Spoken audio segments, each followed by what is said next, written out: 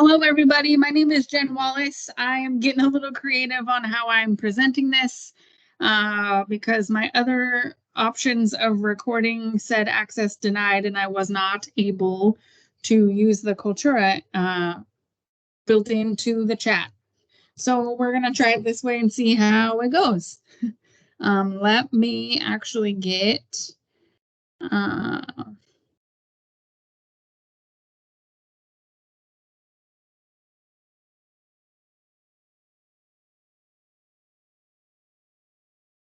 All right. So like I said, my name is Jen Wallace. I work for the Division of Homeland Security and Emergency Management. We're recording this on the fly, one shot, and that's what I get. So I'm hoping I'll be good on time. I am the SCOC manager with DHS&EM, and I have for this assignment created a COOP plan for the division in SCOC. So what is the Division of Homeland Security and Emergency Management? We are a small state division of about 60 people that is just tucked in under Military and Veteran Affairs. And our whole purpose in life is the prevention, mitigation, preparedness, response, and recovery of any sort of disaster, homeland security threat, emergency situation within the state of Alaska. And the response section and operations where I am supports local incident management through remote and or on-scene technical assistance to protect life, stabilize incidents, and protect property and the environment, which looks a little bit different up here than it does in the lower 48. Incidents are always managed at the lowest level possible. And with a lot of the state being in what's called an unorganized borough, which means there's no like city or borough, county, there's no government between us and the community. So we have to act as their local government and make emergency management decisions and oftentimes run a response and go out to the field and help them because they don't have any local government leadership. So that keeps us very busy. In the year and a couple months that I've been with the division, done now 10 state disasters, 5 federally declared disasters, 2 of which have been catastrophic and widespread through large portions of the state. The rest of the division, so the disaster assistance, grants, planning, preparedness, and the administrative staff all support the SCOC and our mission of the prevention, mitigation, preparedness, response, and recovery of disasters through the division and throughout the state. So a small but mighty division that is kept very busy. So what is included in my COOP plan? So there's an introduction and purpose of the plan. Excuse me. And then the plan is broken down into 3 phases. It's the activation and relocation. This kind of goes over who is allowed to activate the plan, why, how they do that, how they communicate that to the rest of the division. Because in the SCOC and operations, all of us, the 6 of us, are automatic responders. So if we see anything on TV, if we feel an earthquake of a certain magnitude, we know to just go to work. We know to just make our way to either the SCOC if it's available or to our alternate locations, depending on what has happened. But the rest of the division is not set up like that, and we have to contact them. So all of that is laid out in the plan. Other members of the division also get roles in the SCOC that they fill when we are activated. The phase 2 is the alternate facility locations. We have 3 strategic locations, and we picked those based on geography, based on whether we lose the bridges in the valley at the flats, or whether we lose Eagle River Bridge and we can only get to Anchorage, or the SCOC on J-Bear is not available. So a lot of that information I could not share. in the plan. I couldn't do the specifics itself of all of that. But it kind of lays out who is supposed to go where and when, and how we communicate that to people. And then phase 3 is the kind of the reconstitution or rebuilding of the division after a COOP activation. And there's a lot of variables in that. It depends on severity. Do we have to rebuild? Is base open? Is all of that available? Kind of what that might look like. All of us in operations are basically set up with comms equipment and computers to run a small one-person SCOC from anywhere. That's included in the plan as well. Then it goes into COOP planning responsibilities. Who is kind of responsible for the plans, who writes them. A lot of that sits with the planning section of the division. And the SCOC has a large, significant role in that because it is so SCOC focused and disaster response focused. Operations with planning section, all of that is laid out. Testing, training, and exercises laid out in the plan. And I will say I learned that there was a difference in attitude between us and operations and the SCOC and the rest of the division. We don't ever really say that couldn't happen. So we're planning on, for tsunamis, for earthquakes, for volcano eruptions. We have to kind of plan for all of those things and be ready and practice and train and exercise those. But the rest of the division kind of functions like the general public does. And that won't ever happen to us. And they really don't pay attention to a lot of that. And they kind of just clock in and clock out. And not that their work isn't important, but it's significantly different.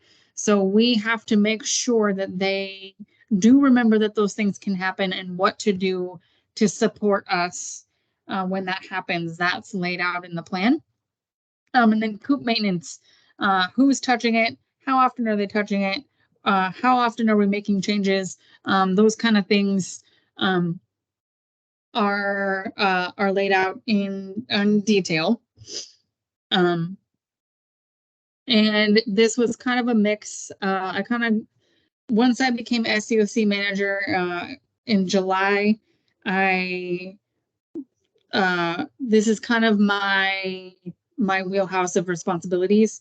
And I became very intimately involved in all of the different plans and rewrites,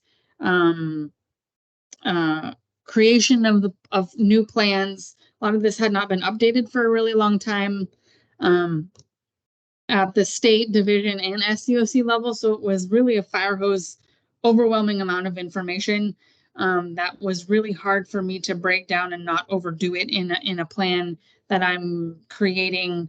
I mean, yes, it is for the SCOC and it's very real, but kind of imaginarily created for this class. So it was hard to not go overboard for sure. So how did I gather the information on the COOP, on this COOP adventure I went on, and what were the challenges? So the original plan was for me to sit down and meet with Mark Roberts a couple of times a week. He was, when I started this adventure, the SCOC manager. We were able to get through one uninterrupted meeting. And it all kind of fell apart after that. I was able to ask questions of Jared Woody. He's the state lead exercise planner and is very intimately involved in all of these as well. And we work very closely together.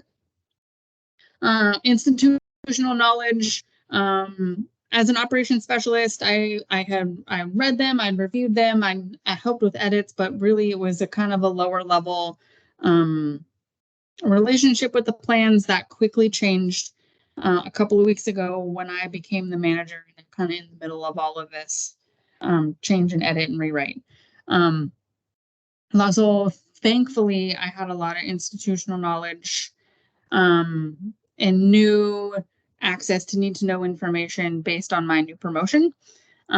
We had COOP planning meetings We actually have a live COOP drill that we do every September. It's a big deal that involves the entire division at one of our our main alternate location in the Valley. So sitting in meetings with that was obviously very helpful in gaining information on how it all goes down and how it's written and how it's practiced. And then tons of digging and research through the statewide drive, through old documents, through old plans. Like I said, a lot of this, like the one that Crystal posted as an example, that's a state COOP plan and it hadn't been updated since 2014. So there's a lot of things that have changed since then.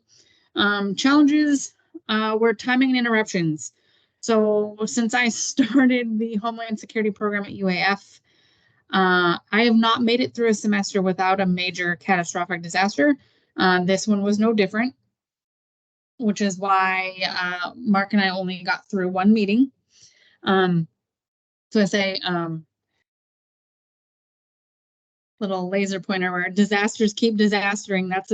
We've been so unbelievably busy that I put it into words. We were deployed. Mark had gotten called away to a family emergency in California. That kind of interrupted things. We were then deployed for River Watch. It's a yearly program that the state does, and we monitor the Yukon and Kuskokwim rivers, as well as some others, to monitor breakup and ice jam, the potential for ice jam flooding.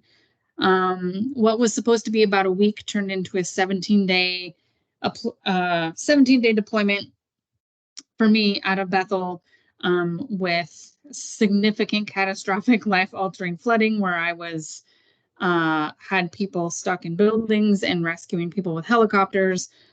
Pretty traumatic stuff. So that obviously that 17-day deployment turns into response. And then FEMA gets involved. I kind of put them there, and most would not understand. Crystal might. The intense time in joint PDA planning and more travel. We ended up traveling to 10 different remote communities. You're in and out of, none of them have great cell service. None of them have a lot of data. You're lucky if they're Starlink. So in and out, which kind of put a huge monkey wrench and hinder in the project for me. And then, of course, my promotion to SCOC manager. It's a very big deal. It was not really something that I expected and kind of happened on the fly. And it was a great honor to even be offered the position. And what came with that, obviously, like I mentioned before, is the overabundance, the kind of the fire hose blasting of information that I got very quickly made it hard to narrow down a COOP plan. I was like, kind of cocky is not the right word, but I was like, I'm gonna be okay. I have these examples and I have, people and information, and then that it was a lot. And then, like I said, quickly becoming intimately involved in the plans themselves at all levels. It was a thank goodness and a challenge at the same time. So what did I learn and what would I do differently? Honestly, I wouldn't do anything differently. I'm very, very grateful that we were able to work with and do this project on an organization that we worked with. I really don't think that I would have been able to go to some other business or organization, obviously have meetings set up with them, and take the time to do all of this while my work life is so chaotic and unpredictable. So, going off of things that I learned, I did learn that DHS&EM is lacking. We're obviously very, very spun up on the COOP plans, but we did not have a lot of business continuity information.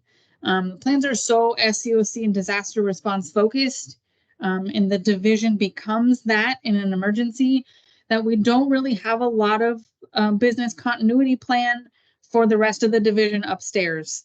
and the other daily work and daily stuff and resources that the rest of the division needs. Sorry, that's my dog. Presenting on the fly. So that's going to change things to this project. Like Mark and Woody and I kind of realized that, and it sent us down a lot of rabbit holes, and going forward, some changes will be made in the future, which is awesome. And then some of that I did learn kind of from a government perspective is we have other agencies and divisions in place that kind of take care of stuff for us. Like we don't run our own payroll. We don't order our own office supplies, like our big. So there's Department of Administration and others that kind of partner with to do stuff for us. So that I think that is kind of the part of the business continuity issue. But if something happens to our office at JBear, or obviously it's going to affect everyone. So we need to be better prepared is kind of the big takeaway from this. I was reassured of the fact that bureaucracy of government makes everything twice as complicated and takes twice as long as it needs to, even doing these plans, even executing these plans, because we have to, kind of do what the governor says, and he may make decisions that we don't like in a disaster emergency COOP situation. Making sure that we follow state statutes and everything can become very overwhelming. And I learned sometimes even upper level management with a small personnel of 60 people in the division don't know business continuity details or what happens outside of their own sections. Not only is Mark a high level manager, but he's been with the division 16 years. And he doesn't have great knowledge of what our finance manager and the admin staff and like all of these other sections do. So it definitely isn't one person or one section that could kind of follow up on the business continuity part of this. And it was interesting to me to learn about that divide. I obviously knew it was there from a working perspective, but it went much deeper than I thought it would. So yeah, that was it was a heck of an adventure doing this plan. I learned a ton. The information that I had to gather, kind of new position class at the same time, will be invaluable to me going forward. Yeah, I think that's all I got for you. Anybody has any questions or wants to learn anything else, message me and let me know. So I'm going to stop sharing.